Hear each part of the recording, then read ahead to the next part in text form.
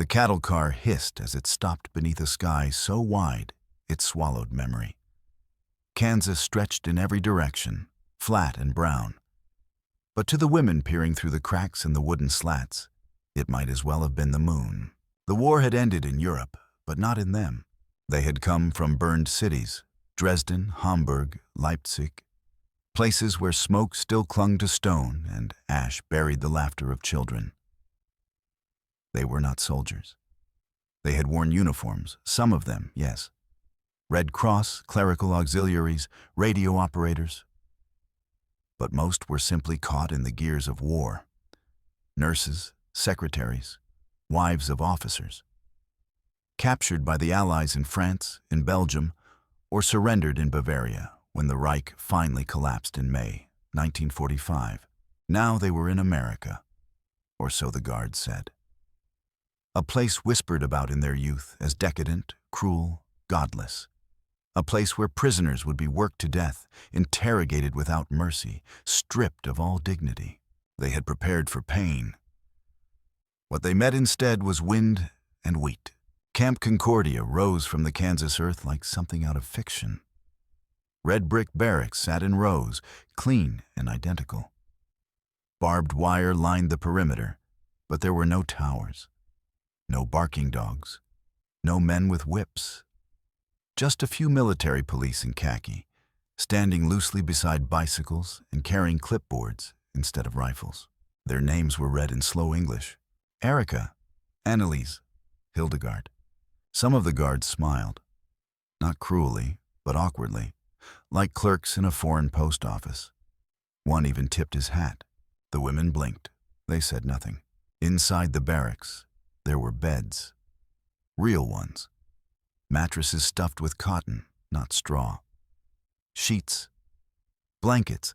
A bar of soap wrapped in brown wax paper on each pillow. And on the far wall, a window opened toward a small garden, blooming with late summer squash and sunflowers. They didn't speak at first. Not to each other. Not to the guards. Not even to the nurses. American women in starched white, who moved through the camp offering vaccinations and boiled eggs. Silence became their armor. It was all that had followed them from the ruins. That night, a girl named Lotta wept into her hands. She had lost her brother in the Ardennes. No one comforted her, not out of cruelty, but because they feared that if one of them began to feel, they all might collapse. They were supposed to be the enemy, and the enemy was not allowed to feel. Days passed. Chores were assigned, laundry, mending, kitchen work. Most obeyed without resistance. The Americans were firm but gentle. There were rules. There was dignity. And above all, there was order. A strange, peaceful kind of order. No sirens, no rationing, no Gestapo, but there were mirrors. And that, strangely, became the thing they feared most. Inside the medical tent, near the back, stood a cracked, full-length mirror propped against a water barrel. It had once belonged to a nurse. Now, it reflected ghosts. One by one, the women avoided it. They washed their faces in cold water but never looked up. They combed their hair blindly, quickly. Their appearances had meant something once. Before bombings, before escape, before surrender. But now, their hair hung in knots, greasy, uncut for months. Blonde strands turned brown, auburn dulled to gray, and yet the Americans noticed. A sergeant, they never learned his name, asked the camp superintendent if the women might be allowed access to the empty rec hut. Just for hygiene, he said, and maybe dignity. That was the word that stuck, dignity. The next morning, a folding chair appeared in the center of the room. Then a pair of scissors. Then a chipped enamel basin filled with warm water. One by one, a few of the American volunteers, former barbers, a nurse, even a chaplain's wife, came and stood behind that chair, waiting. Not everyone went at first. Some thought it was a trick. Some clung to their filth as proof of suffering. But eventually, a woman named Marta stood up. Her hair reached the middle of her back, tangled, matted. She sat stiffly. The guard standing nearby stepped forward. He took the scissors, knelt, and, without speaking, began to gently separate the strands. He didn't cut, not yet. First, he combed. From the bottom. Slowly. Carefully. Her scalp flinched at each tug, but he never forced it. He worked as if brushing the hair of a daughter. She couldn't understand why. And then, her shoulders began to shake. Marta wept quietly. Not from pain, not even from shame, but from something she hadn't felt in years. Safety. Another woman stood up, then another. That day, they didn't just cut hair. They shed silence. They let go of war, strand by strand. The air inside the wreck hut was warm and heavy with the scent of soap and wet hair. Sunlight filtered through slatted windows, laying stripes of light across the wooden floor. The scissors whispered. The comb clicked. Outside, the Kansas wind pushed against the walls, humming softly like a hymn. At first, the women spoke only in murmurs, fragments of German too soft for the Americans to understand. But then came the laughter. Small, brittle, uncertain. It startled even them. For months they had been told that laughter was shameful, that joy was disloyal, that a woman's pride should serve the Reich, not herself. Now, as hair fell to the floor in quiet piles, they discovered a sound older than ideology. The sound of being human again. A young corporal named Frank stood by the door, pretending not to notice. He had grown up on a Kansas farm, son of a mechanic and a schoolteacher. He had never been to Europe, had never seen ruins or prisoners before. To him, the women looked less like enemies and more like lost travelers. He didn't speak their language, but he understood something simpler, the look of exhaustion that no uniform could hide. When Marta's turn ended, she rose, running her fingers through hair that now felt lighter, freer. She looked at the American who had combed it. "Danke," she whispered. The word came out fragile, cracked by disbelief. The man nodded once. "You're welcome, ma'am." He said it softly, almost reverently. She didn't know what the words meant, but the tone was unmistakable. Gentle, not condescending. And that was when the dam began to break. Over the next days, the Salon, as the women started calling it, became the quiet heart of Camp Concordia. Not officially, of course. The military had no record of such a place. But every afternoon, the same routine unfolded. A few women arrived hesitantly with towels over their shoulders. A volunteer heated water on a pot-bellied stove. Someone found an old phonograph, and from its tinny speaker came faint swing music. Benny Goodman, Glenn Miller, echoes of another world. There was no mirror large enough to see themselves fully. So they began seeing each other instead. Annalisa, who had once worked in a Berlin textile shop, started trimming others' hair after watching the Americans. She moved carefully, her hands trembling from nerves at first, then steadying with each snip. The scissors became a language of trust. When she brushed Hildegard's curls aside, both women caught each other's reflections in the basin's surface. Rippling, imperfect, but real. For the first time in years, they saw beauty that had nothing to do with propaganda posters or Aryan ideals. It wasn't about purity or rank or uniform. It was the quiet grace of survival, of simply still being alive. Frank noticed too. He often lingered by the doorway when off duty, watching the small transformations that took place within those wooden walls. There was something sacred about it, though he couldn't have said why. Maybe it was the contrast. The same hands that once clutched field manuals now holding combs. The same eyes that once looked at maps, now watching strands of hair fall like leaves in autumn. He remembered his mother cutting his sister's hair on the porch during the Dust Bowl years. Sunlight, patience, and the smell of dust mixed with soap. That memory returned now, clearer than ever, as if time itself folded back to remind him that kindness was a form of strength. The women began to talk more. About home, about hunger, about the strange taste of American cornbread. One confessed she'd never slept so peacefully since before the war. Another said she felt guilty, as if comfort itself were a betrayal of the dead. Yet every stroke of the brush said otherwise. In the evenings, they gathered outside, watching the prairie light fade. Fireflies glowed beyond the wire fence, tiny lanterns drifting between worlds. The sound of trains in the distance reminded them that they were far from home. And yet, for the first time, they no longer feared where they were. One of the Americans, the chaplain's wife, Mrs. Leland, brought small bottles of olive oil and cheap perfume from town. "For your hair," she said, smiling. "A lady should always feel like one." Some women wept at that. They hadn't been called ladies in years. Only prisoners.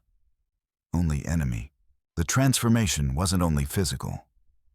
Beneath the surface, something deeper stirred. Confusion, guilt, wonder. Could compassion exist without motive? Could the enemy's hand carry grace? That night, as the camp lights dimmed, Marta sat on her bunk, fingering the short ends of her hair.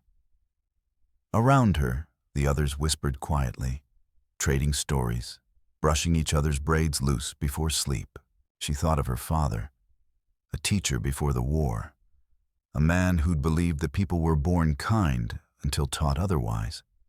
She had once laughed at his softness. Now, under Kansas stars, she wasn't so sure he'd been wrong. Outside, the prairie wind pressed against the barracks walls again. Slow, steady, like breathing. Inside, a strange peace settled. Fragile, but real. The next morning, Frank arrived early. The women were already at work, cleaning brushes, heating water.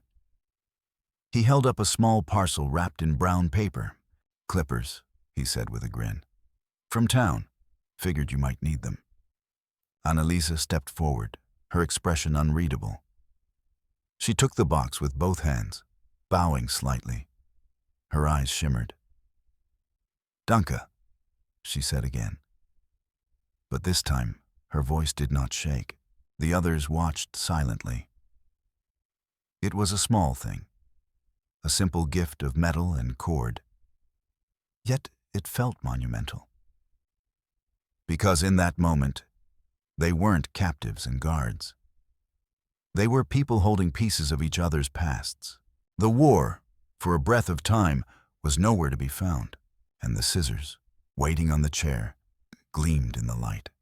Patient, merciful, ready. And still they came, not in lines or under orders, but in small, hesitant pairs. Friends, sisters, strangers drawn together by the whisper of warm water and soft hands.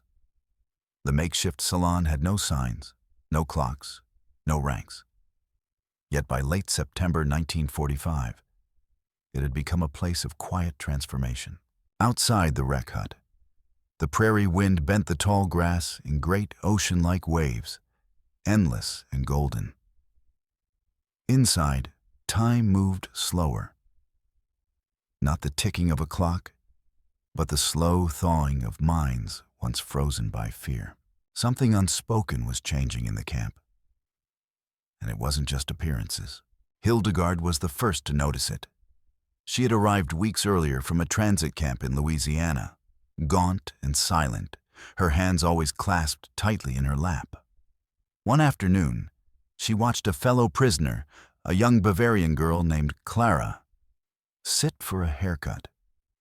Clara's hair had been badly singed in a bombing raid over Munich. The American volunteer didn't flinch. With a tenderness that stunned them both, he simply asked, "May I?" She nodded and he began. He worked in silence, using a warm cloth to soften the strands. He did not speak, but each motion said something older than language. "You are safe here. You are still worth care. You are not forgotten." Hildegard wept before she realized it. Not because Clara looked different, but because she did. She saw someone not broken, not accused, not defeated. Just a girl, restored by the most basic ritual of life. And that night, something strange happened. Hildegard stood in front of the basin. For the first time since capture, she raised her eyes to the mirror. What she saw stopped her breath.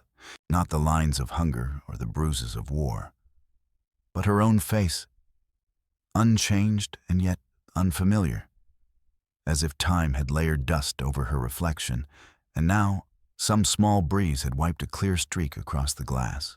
The next morning, she washed her hair. No one had told her to. It was, in its own way, a declaration. I still belong to myself.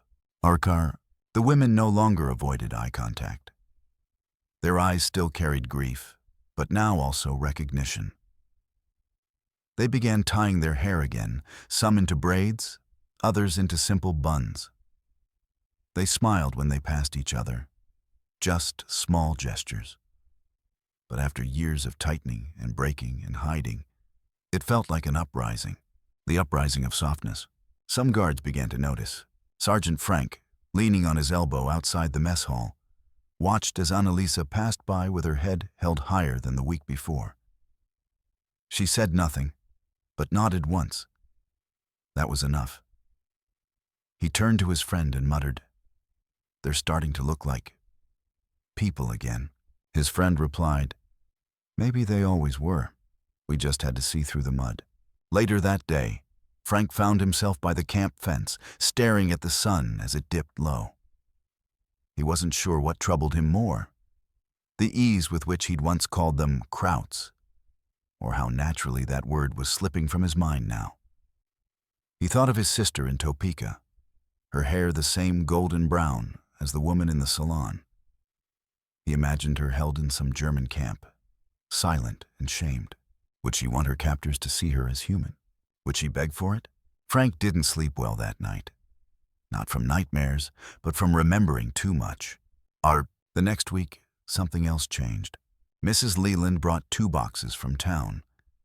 Inside, red nail polish, a handful of combs, and a curling iron powered by a cracked car battery. The women gasped.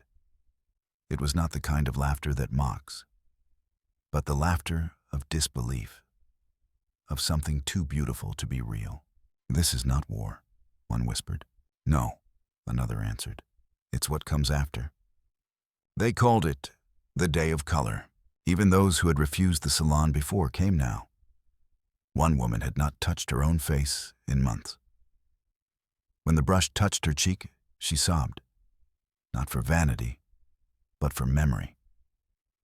She remembered a dance in Heidelberg, a spring morning in 1938. The smell of perfume and lilacs. That girl had been lost in rubble. But here, in Kansas, with a trembling hand applying color to her lips, she returned. And when she stepped outside, the guards said nothing. They just watched. Because something sacred had happened. Not in grand speeches or sweeping victories, but in the rediscovery of mirrors. They began brushing each other's hair before sleep. A ritual older than borders, older than flags. Fingers moved gently through strands, not yet dry from the afternoon wash. They shared stories in whispers, of brothers lost, of cities gone, of lullabies they barely remembered how to sing. Some wrote home for the first time, asking their mothers for recipes or songs.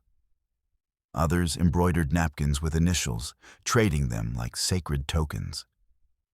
There were no rules for this new peace, only the steady rhythm of rebirth.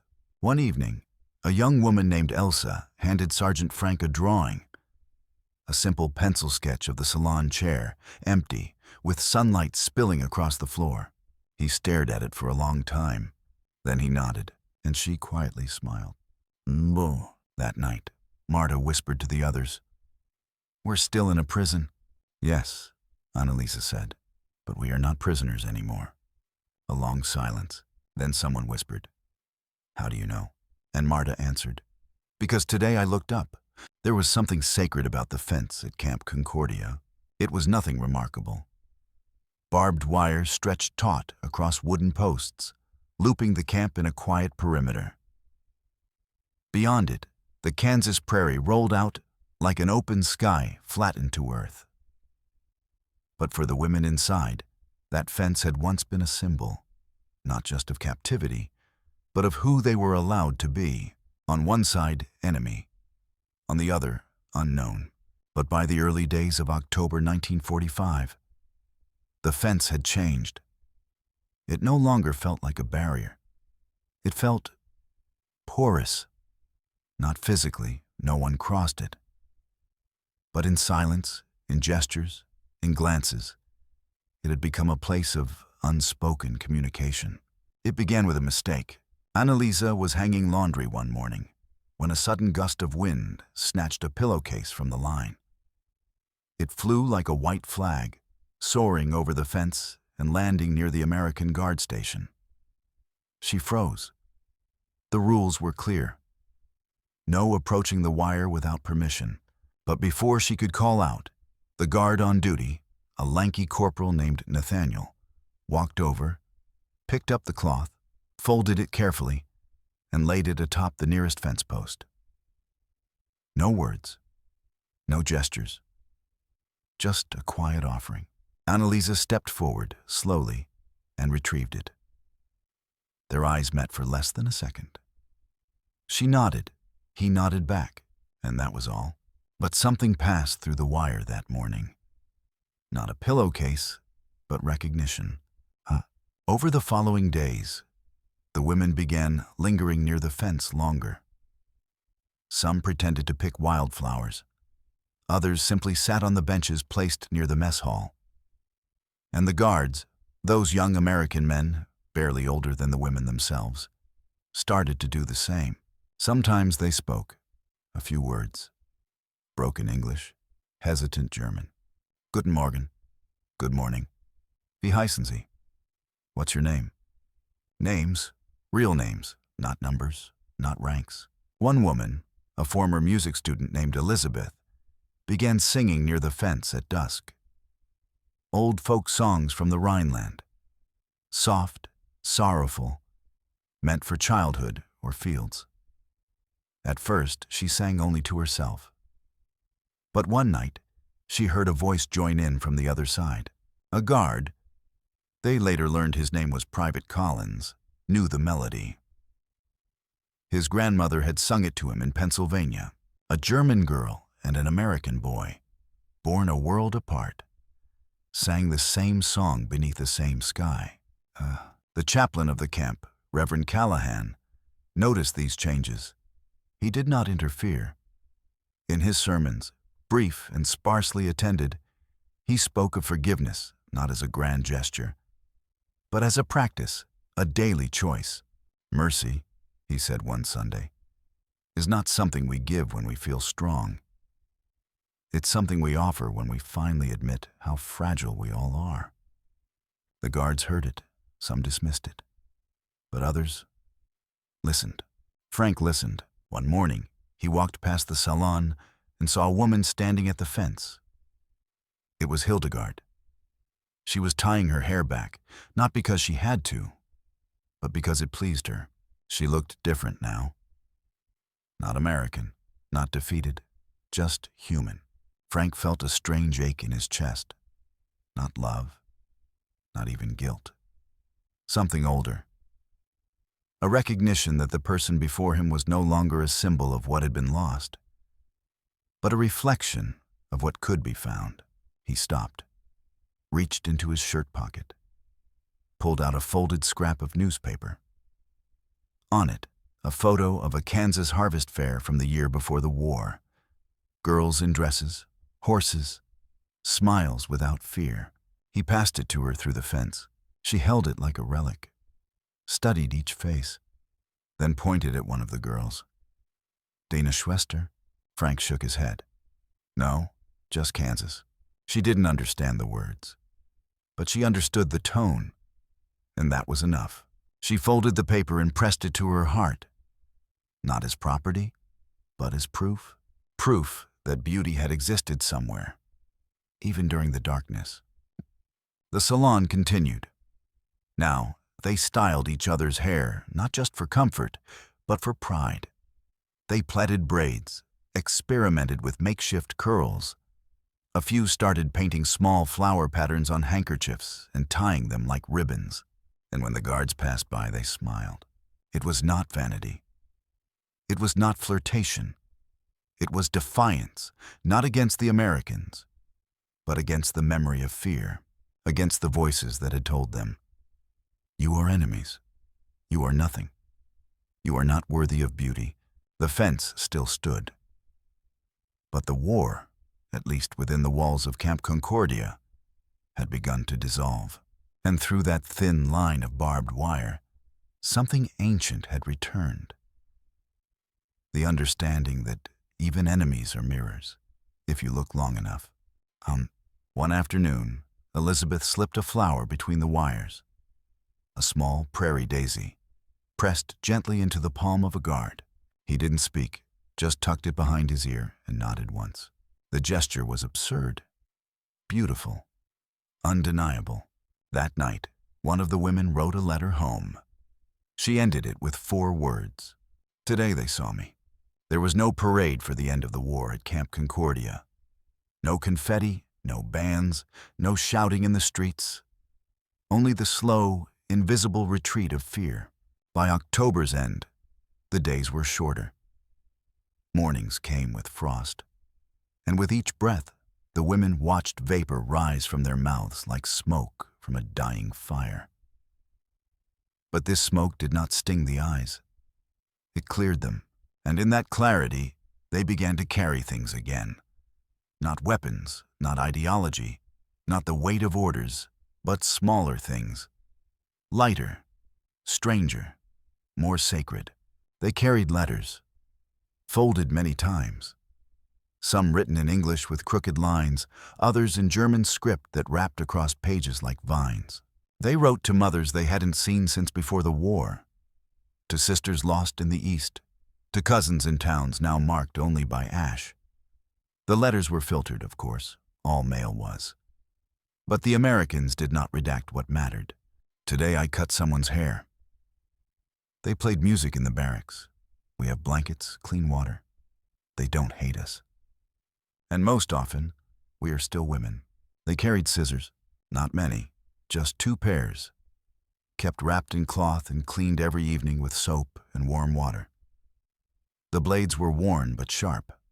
They became the most guarded objects in the camp, passed gently from hand to hand, like relics of faith. With them, they trimmed not just hair, but sorrow. When new prisoners arrived from transfer camps, silent, gaunt, unsure, it was not the guards who welcomed them, but the women from the Salon. No words, just the offering of a towel, a stool, a pair of hands ready to make something whole again. To cut hair is to touch another life. To comb it is to know its weight. One girl, barely 18, arrived from a camp in Arizona. Her name was Greta. Her hands trembled as she sat down. Annalisa offered the scissors. Greta shook her head. Ich verdiene das nicht. I don't deserve this. But she did. And when the first strand fell to the floor, her chin lifted, slowly, like a tree branch long buried under snow. They carried soap, army issued, rough-edged, brown. It smelled of lye and something faintly medicinal. Not pleasant, not floral, but clean. Each bar was split in half, shared, traded, sometimes wrapped in napkins and given as gifts. They kept the wrappers, smoothed and folded in uniform rows inside pockets. Not because the paper had value, but because it had proven something, that someone, somewhere, thought they were worth being clean again. The guards never asked why the women smelled faintly of soap long after sundown. But they noticed, Frank especially. He walked past the barracks one evening and saw steam rising from the back of the mess hall. Not from cooking pots, but from a wooden bucket heated over a small stove. Beside it sat Hildegard and Clara, one holding a cloth, the other rinsing it between her hands. They didn't speak. But when he passed, they looked up, not down, and nodded. He didn't return the nod. Not right away. He just watched as they wrung the cloth slowly, as they pressed it to their cheeks, as they inhaled the scent of soap like it was incense at the edge of a cathedral. The war had stripped so much from them: control, voice, choice. But here, in a back corner of a prison camp, they had chosen to be clean, not for the guards, not for the rules, for themselves. They began making small things. Out of rags and thread pulled from old blankets, they embroidered flowers onto pillowcases. One woman stitched the word "mutter" in soft blue thread across a napkin she kept hidden in her footlocker. Another made a comb case from scrap canvas. It wasn't pretty, but it kept the teeth of the comb from breaking. She called it her soldier, not because it was strong, but because it protected. Protection meant something different now. Not uniforms, not guns, not orders, but softness, soap, scissors, and memory. Frank noticed that too. He passed the salon one morning just as Marta stood brushing another woman's hair. She wore a white scarf tied around her head, embroidered with tiny lavender flowers. Not regulation, not issued, but no one stopped her. The scarf was a quiet rebellion, not against America, but against forgetting. Frank paused. "That yours?" he asked. Marta didn't understand the words, but she saw his gaze. She touched the scarf lightly, then smiled, and something passed between them. Not apology, not guilt, not permission, recognition. She carried that smile for days. One evening, the chaplain walked into the salon. Not with a sermon, not with doctrine, but with a gift. A brush, wooden handle, boar bristles, worn smooth from use. "My wife wanted you to have this," he said, laying it gently on the table. He didn't wait for a thank you, just nodded and left. Annalisa picked it up, turned it slowly in her hands. It was heavier than it looked. It felt like a promise. And as she passed it to Hildegard, she said, softly, almost reverently, "Let's not forget how to care for each other." It happened without warning. A silence that wasn't part of the routine.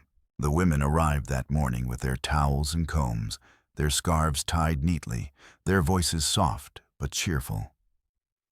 But when they opened the rec hut, the makeshift salon where dignity had slowly been rebuilt, they found the chairs stacked, the basin gone, the table bare. The brush was missing, the scissors too. No announcement had been made. No orders posted on the bulletin board. No guards present to explain. Just absence. Marta stood in the doorway, her hand still holding the towel as though unsure what to do with it now. Behind her, the others froze. The morning light slanted in from the east, illuminating the dust that floated in the still air. And for a moment, it felt like they had walked into a dream they were no longer allowed to have. No one cried, not yet, but something in their postures sagged. Not in defeat, but in sorrow. The kind of sorrow that only visits when something gentle is taken away. By midday, the truth emerged. The chaplain, Reverend Callahan, had come to explain. "I'm sorry," he said, standing under the awning as the women gathered. "There's been an internal review. Someone from the War Department, inspection. They thought the salon was unnecessary." He hesitated, then added, "Or too personal." Too personal.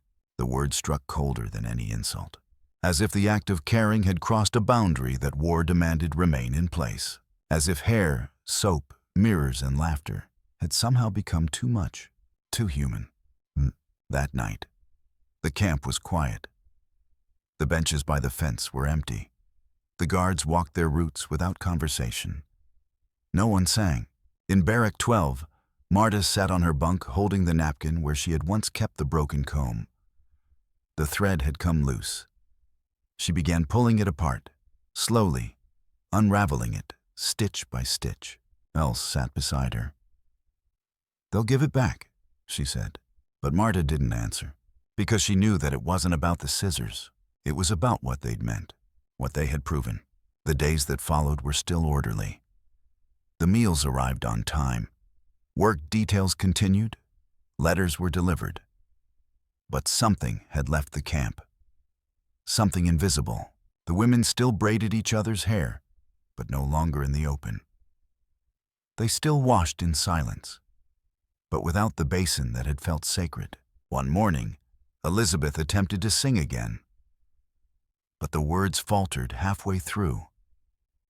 She stopped, looking toward the fence, hoping the voice that once sang with her might pick up the line. It didn't. Frank had been reassigned to the front gate post. He hadn't been told why, but he suspected. His commanding officer had said something strange the day before. "You're getting too friendly with them, son." Too friendly, as if respect was an infection. But even as the Salon lay still, something else began to move, quietly, hidden. In the evenings, after lights out, small groups gathered around one or two candles.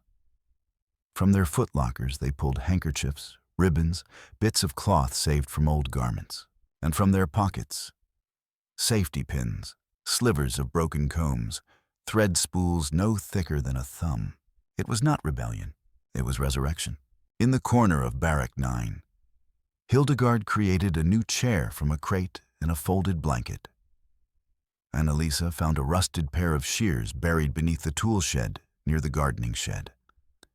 Greta repurposed the tin mirror from above the wash sink, polishing it with salt and cloth until it caught the light again. And slowly, softly, the Salon began to live again. Not as a place, but as a practice. They no longer needed permission to be gentle. They had chosen it once. They could choose it again. One guard, a young replacement named Harris, noticed them one evening and reported it. But when the officer came to inspect, he saw only women sitting quietly, brushing each other's hair and humming lullabies under their breath. No sabotage, no escape plan, no enemy propaganda, just tenderness refusing to die. He left without saying a word. A week later, a package arrived. No return address. Inside, one wooden-handled brush wrapped in wax paper. A note tucked beneath. Sometimes things that seem small are the most worth protecting. No signature. But they all knew. Reverend Callahan had not asked permission. He had simply acted. Because faith, true faith, does not beg to be allowed. It moves on. They did not reopen the old Salon. They didn't need to. Instead, every barrack became one. A corner of each sleeping space became a sacred circle where soap and silence were shared, where mirrors were passed from hand to hand like communion. They no longer called it the Salon. They began to call it something else, something without translation. Die stille Rückkehr, the quiet return. Return to what? To themselves, to one another, to a kind of womanhood that war had tried to erase, but never could. And as winter crept toward Kansas and frost coated the window panes, the warmth inside those corners grew stronger, because now they carried something that could not be taken, not by rules, not by orders, not even by silence. They carried the memory of being touched not in judgment, but in care. The winter wind scraped across the Kansas prairie in long, low moans. It rattled the tin roofs, tugged at laundry lines, and slid beneath barrack doors like an uninvited ghost. But inside Camp Concordia, something else stirred.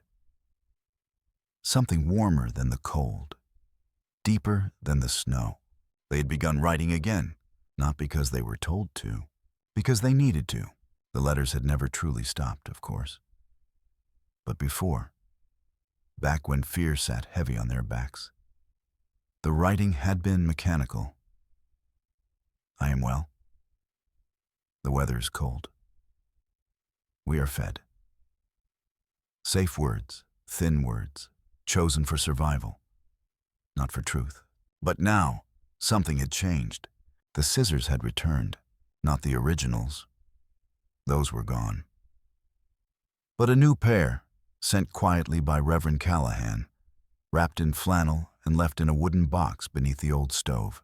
With them came a new kind of courage, the courage to speak plainly. And so the letters began again. But this time, not just in reports. They were confessions, testimonies, memories poured through ink. Liebe Mama. One letter began, written by Greta in a neat hand that trembled slightly at the edges. They took our salon away, but we made it again, not with furniture, with hands. You would not believe what kindness lives in the silence between enemies. Another, from Annalisa, was sent to her younger sister in the Black Forest. I know what you've been told. I was told it too. That Americans were wild, cruel, that they would laugh while we suffered. But today, a soldier held my coat while I tied my hair. He didn't speak. He just waited like a brother would. And I can't stop thinking about it. And then there was Marta. Her letter was written over 3 nights, folded with care, sealed with tape that had once bound supply boxes. She wrote not just to her mother, but to her father, who had died in 1943 at Kursk, beneath the Russian snow. Vater, she began, you once told me a person can carry many truths at once, that we can hold love and shame in the same palm.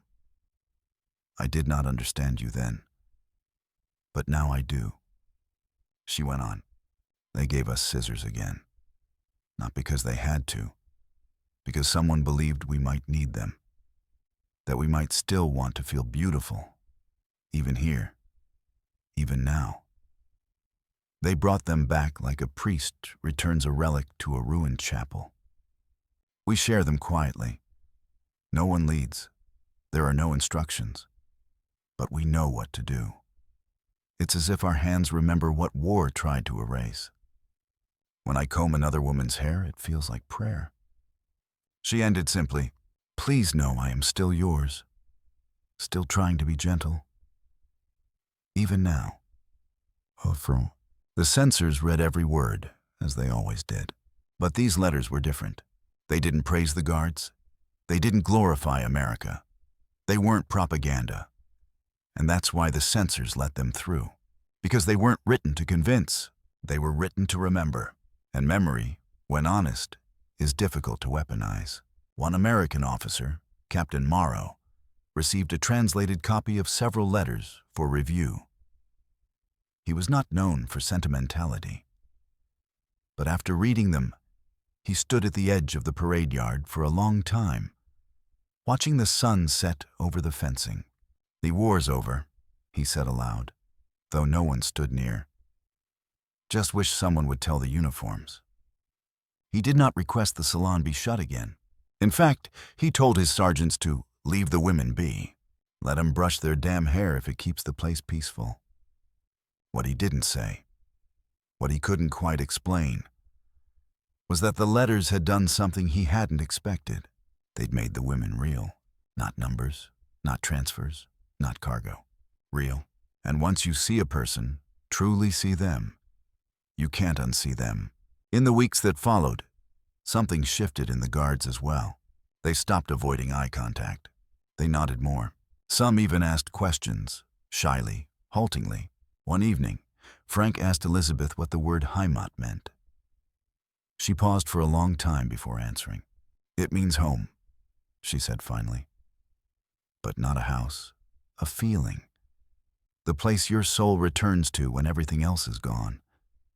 Frank didn't reply. But later that night, he sat under the guard tower steps and wrote a letter of his own. To his mother, he told her about the cold, the quiet, The way the women smiled now, not often, but without fear. And then, without quite knowing why, he wrote, "They brush each other's hair like it's a sacred act." By Christmas, the women were permitted to decorate the corners of their barracks. They made stars from tin can lids, ribbons from sugar sacks. One barrack embroidered Stille Rückkehr on a curtain and hung it where the mirror had once stood. The chaplain came to visit.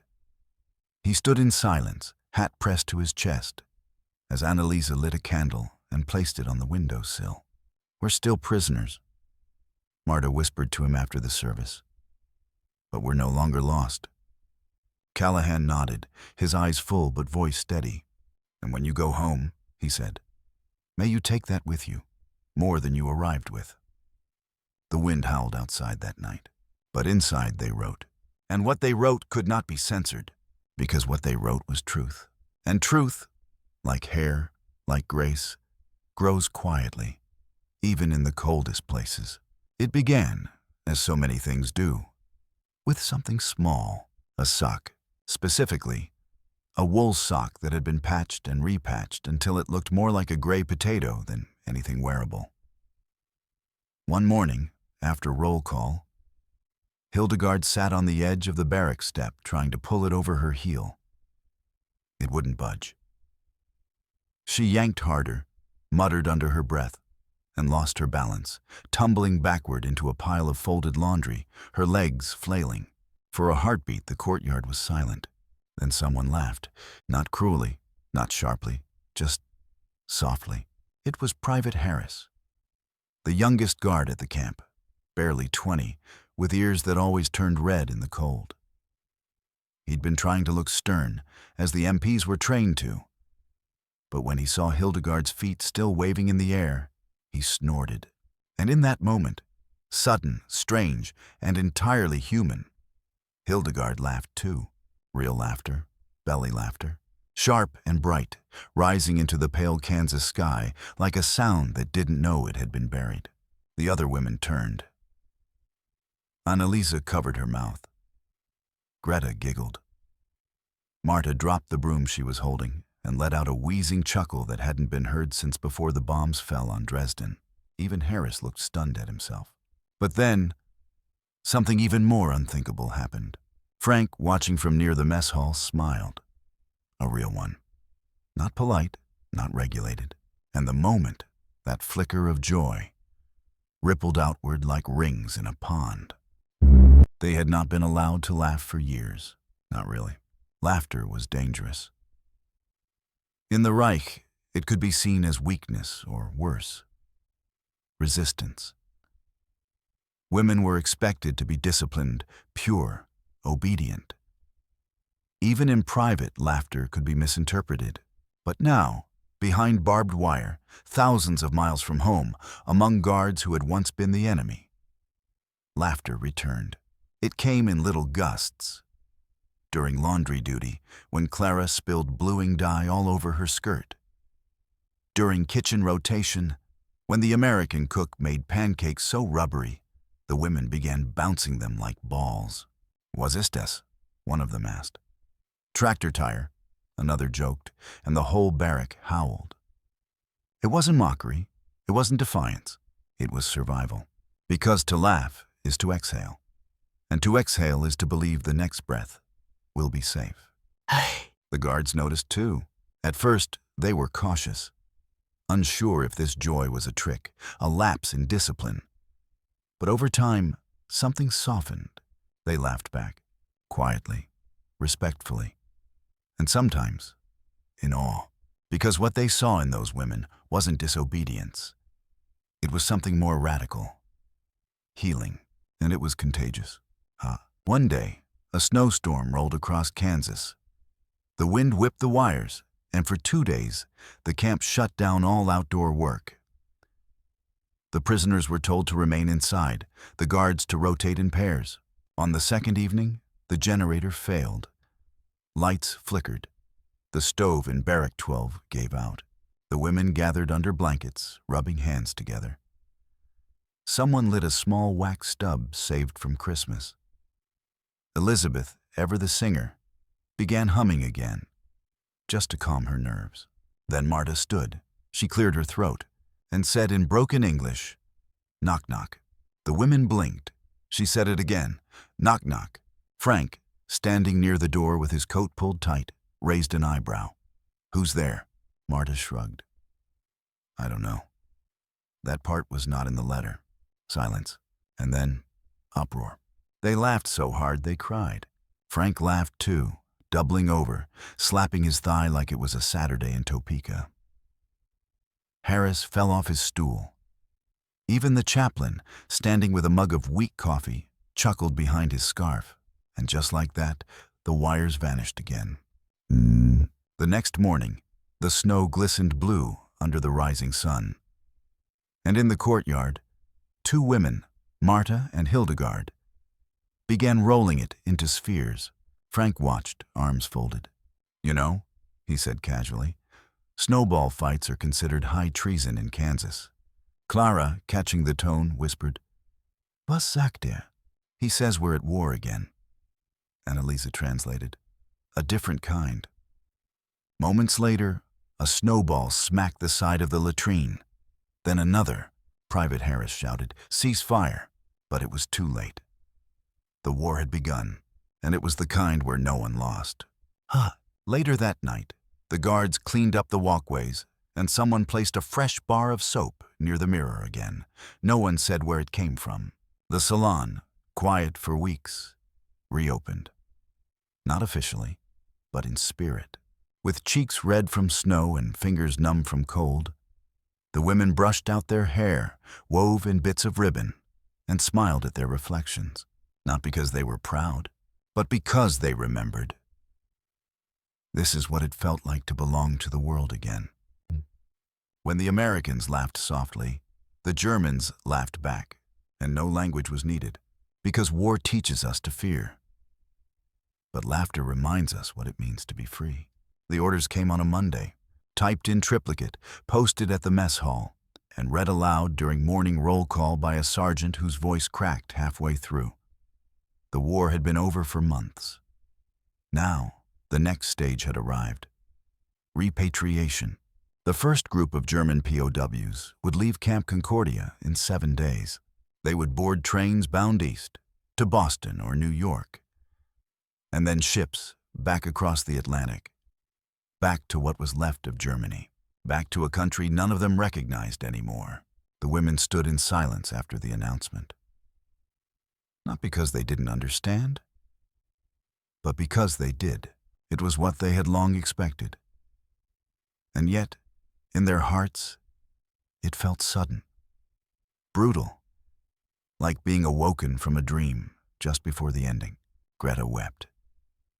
Hildegard said nothing, just stared at her boots. Marta turned to look at the barracks behind her, not as walls, but as something softer, a shelter. And then there was Annalisa.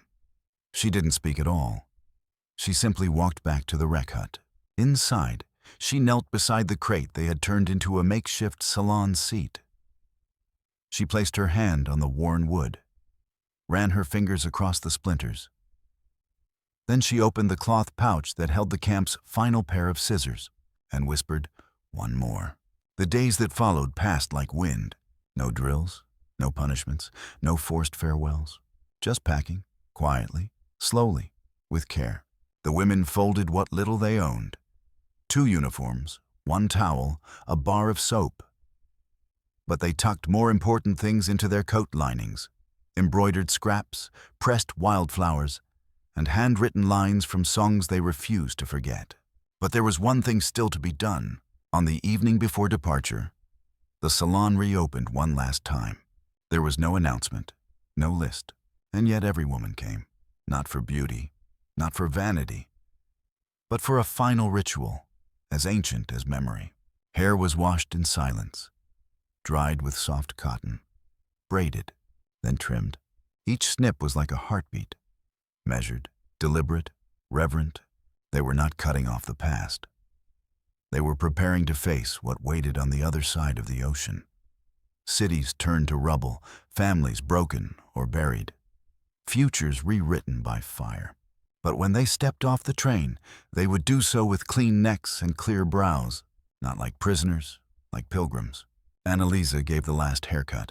It was to Marta, the one who had wept the day the combs disappeared, the one who had first stood in that chair months ago when fear still clung to every corner of their posture.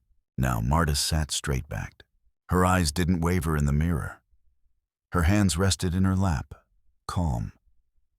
She didn't need to be told what this meant. Annalisa combed slowly, the strands falling between them like silk threads in candlelight. Then came the final snip. It made no sound, only the exhale of a breath both women had been holding. When it was over, Marta stood. She didn't speak. She simply embraced her, tightly, wordlessly, and for a long moment they did not move. Outside, the guards waited. Frank stood at a distance, hands in his pockets. Harris smoked a cigarette with his head down. They did not interrupt, because they knew what was happening. They were witnessing a burial, not of people, but of a chapter, and a quiet promise of what might grow in the soil of what had been lost. That night, Marta left a note under the mirror. It was written in pencil on the back of a torn laundry slip. It read, "For the next woman who is told she is nothing. May these hands remind her she is not." She placed the scissors beside it, wrapped in cloth, waiting. At dawn, the trucks arrived. The women lined up with their belongings. No one cried now. They had already wept what needed weeping. What remained was stillness, the kind that comes after a storm, when the ground is wet and the sky waits. One by one, they shook the guards' hands. Some offered nods. A few, a single whispered danke. And Frank, who had stood by the fence all these months, removed his cap. He said only one thing: "Safe journey." Marta didn't reply. But before she climbed aboard, she reached into her pocket and handed him a folded handkerchief. It was embroidered with a sunflower. On the edge, one line stitched in thread.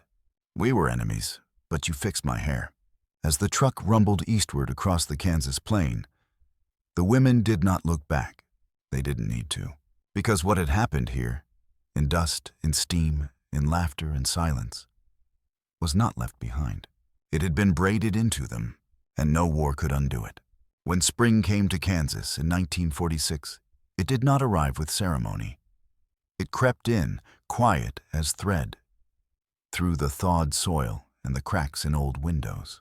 The wind softened, the prairie exhaled, and the barracks at Camp Concordia stood empty. The German women were gone. The fences still cast their long shadows across the yard. The guard towers remained, though unoccupied.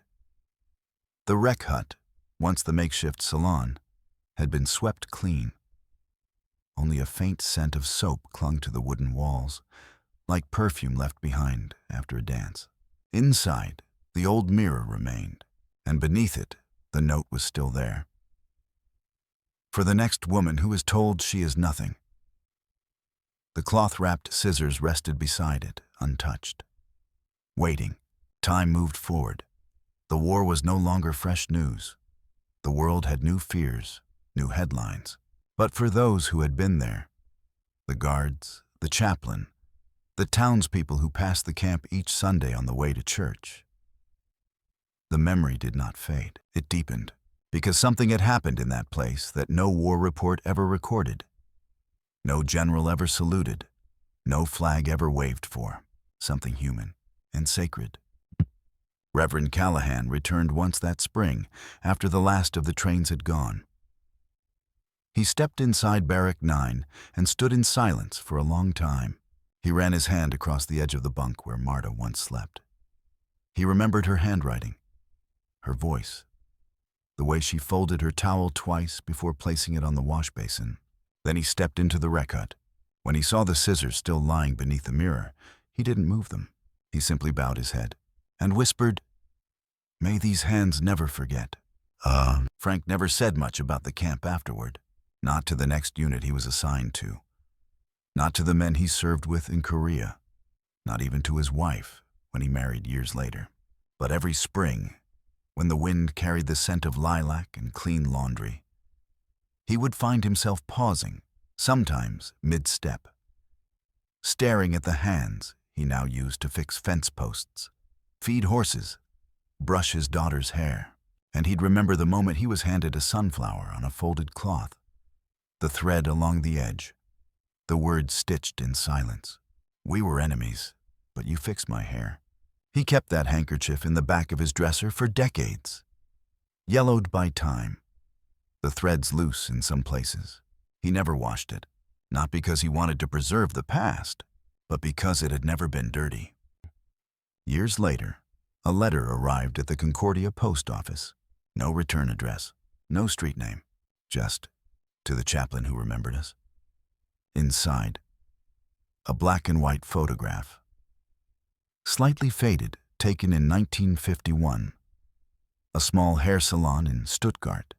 2 chairs, a wide mirror, a woman standing behind one of the chairs with scissors in hand. It was Marta. She looked older, but not worn. There was a child in the mirror's reflection.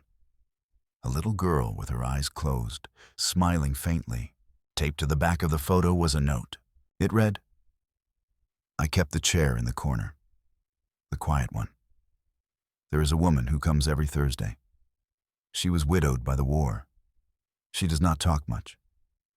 But I comb her hair, and sometimes she weeps. Not because she's broken, because she is safe. Thank you for letting me remember how." The chaplain read it 3 times before placing it in the drawer beside his Bible. He never replied. Some stories don't ask to be answered. They only ask to be held. No. Years after that, a museum was opened on the old site of Camp Concordia. Visitors walk the gravel paths. They read the signs. They look at black and white photographs of men in uniforms, of wire fences, of supply trucks. Most pause briefly at the display, labeled Women POWs, late 1945. There is a comb there, a brush, and a folded cloth embroidered with a sunflower. The label does not mention Marta, or Annalise, or Frank. It does not mention what the mirror meant, or what soap became, or how a pair of borrowed scissors mended something that bombs never could. But that's the nature of sacred things. They don't need to be explained, only remembered. In the end, this is not a story about war. Not really. It is a story about what remains after the uniforms are folded, the wires come down, and the trains move on. It is a story about hands. One hand holding scissors, another offering a towel, a third reaching through the fence, a fourth trembling, learning how to trust again, and all of them whispering the same prayer. Do not let this tenderness die with us. Because even in captivity, even in silence, even after everything has been lost, if someone brushes your hair gently, if someone sees you, not as enemy, but as woman, if someone helps you feel human again, then maybe, just maybe, we're not prisoners anymore. Not of war, not of hate, not of history, just people, trying to remember what it means to be whole.